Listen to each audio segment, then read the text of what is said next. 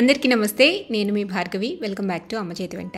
ఈరోజు వీడియోలో దసరా నవరాత్రుల్లో 7వ రోజు అలాగే 8వ రోజు ప్రసాదాలని ఎలా చేసుకోవాలో చూపిస్తాను.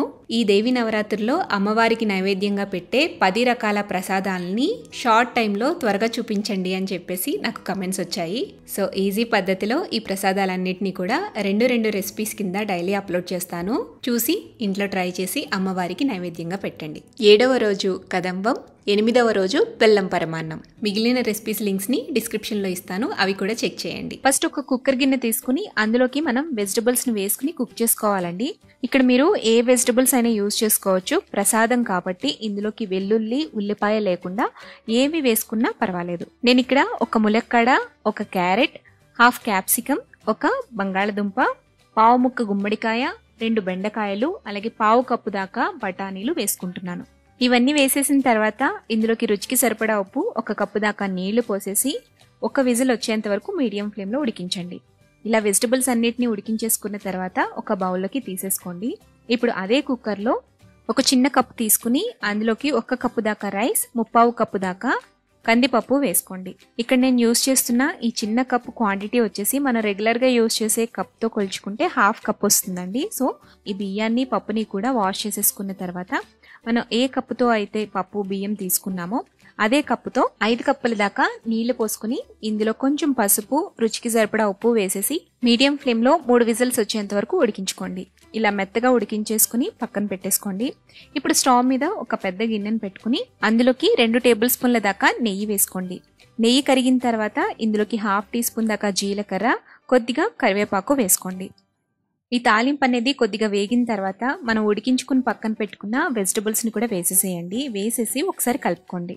తర్వాత ఇందులోకి ఒక 30 గ్రాముల దాకా చింతపండుని వేడి నీళ్ళలో నానబెట్టుకోండి.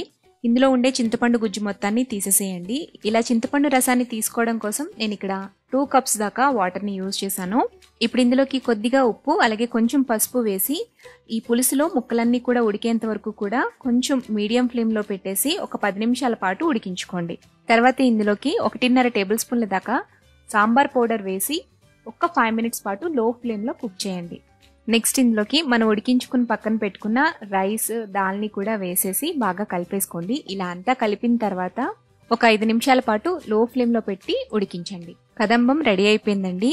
ఫైనల్ గా ఇందులోకి 1 టేబుల్ స్పూన్ దాకా నెయ్యి, అలాగే సన్నగా తరిగి పెట్టుకున్న కొత్తిమీరతో గార్నిష్ చేసేసుకుని మిక్స్ చేసేసుకుని స్టవ్ ఆఫ్ చేసుకుని అమ్మవారికి నైవేద్యంగా సమర్పించటమే. సో ఎంతో టేస్టీగా ఉండే అమ్మవారికి ప్రీతికరమైన కదంబం రైస్ రెడీ అయిపోయింది.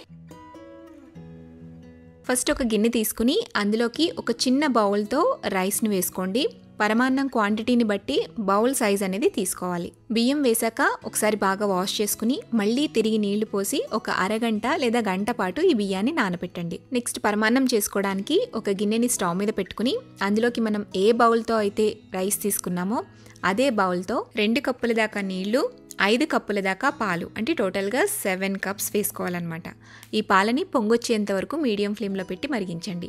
ఇలా పాలు పొంగొచ్చిన తర్వాత ఇందులోకి మనం నానబెట్టుకున్న బియ్యాన్ని వేసి ఈ బియ్యాన్ని మెత్తగా ఉడికించుకోవాలండి. ఈ బియ్యం ఉడికేలోపు వేరొక బర్నర్ మీద ఒక చిన్న గిన్నె పెట్టుకుని అందులోకి మనం ఏ బౌల్తో అయితే రైస్ తీసుకున్నామో అదే బౌల్తో 1/3 దాకా తురుముకున్న బెల్లాన్ని వేసుకోవాలి. నెక్స్ట్ ఇందులోకి అదే కప్పుతో 1/2 కప్ దాకా వాటర్ని యాడ్ చేసుకోండి. ఇప్పుడు ఈ బెల్లాన్ని పూర్తిగా కరగనివ్వాలి. ఇలా బెల్లం కరిగితే సరిపోతుంది. ఇప్పుడు స్టవ్ ఆపేసేసి ఈ గిన్నెని పక్కకు దించుకోండి. ఇలా మెత్తగా అన్నం ఉడికిన తర్వాత గరిటెతో కొద్దిగా నలుపుతూ బాగా మిక్స్ చేయండి. అంటే కొంచెం మ్యాష్ అవ్వాలన్నమాట రైస్ అనేది. ఇలా ఈ కన్సిస్టెన్సీలోకి వచ్చాక ఇందులోకి అదే బౌల్తో 1 బౌల్ దాకా పాలని వేసుకోండి. కాగపెట్టి చల్లార్చిన పాలన్నా పర్వాలేదు, వేడి పాలైనా పర్వాలేదు. పాలు వేసాక జస్ట్ ఒక 2 మినిట్స్ పాటు లో ఫ్లేమ్ లో ఉంచి ఫ్లేవర్ కోసం 1/2 టీ స్పూన్ దాకా యాలకుల పొడి, మీ దగ్గర ఉంటే జస్ట్ చిటికెడు కన్నా తక్కువ పచ్చికర్పూరాన్ని యాడ్ చేసుకోండి. ఇప్పుడు అంతా ఒకసారి కలిపేసుకుని పక్కకు దించేసుకోండి. నెక్స్ట్ ఇందులోకి మనం కరిగించుకున్న బెల్లాన్ని ఈ పరమాన్నంలోకి వడకట్టుకోవాలి. ఈ బెల్లం నీళ్ళని వేసేసి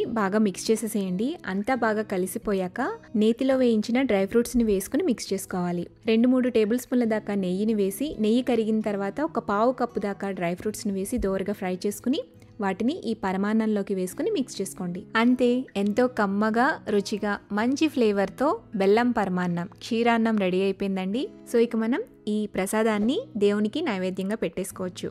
సో ఈ పద్ధతిలో బెల్లం పరమాన్నాన్ని మీరు కూడా ఇంట్లో తప్పకుండా ట్రై చేయండి. ట్రై చేశాక మీకు ఎలా కుదిరిందో మీ ఫీడ్బ్యాక్ని నాతో కింద కామెంట్ సెక్షన్లో షేర్ చేసుకోండి. వీడియో నచ్చితే లైక్ చేయండి, మీ ఫ్రెండ్స్కి రిలేటివ్స్కి షేర్ చేయండి. మరిన్ని టేస్టీ సింపుల్ క్విక్ రెసిపీస్ కోసం అమ్మ చేతి వంట ఛానల్ని సబ్స్క్రైబ్ చేయండి.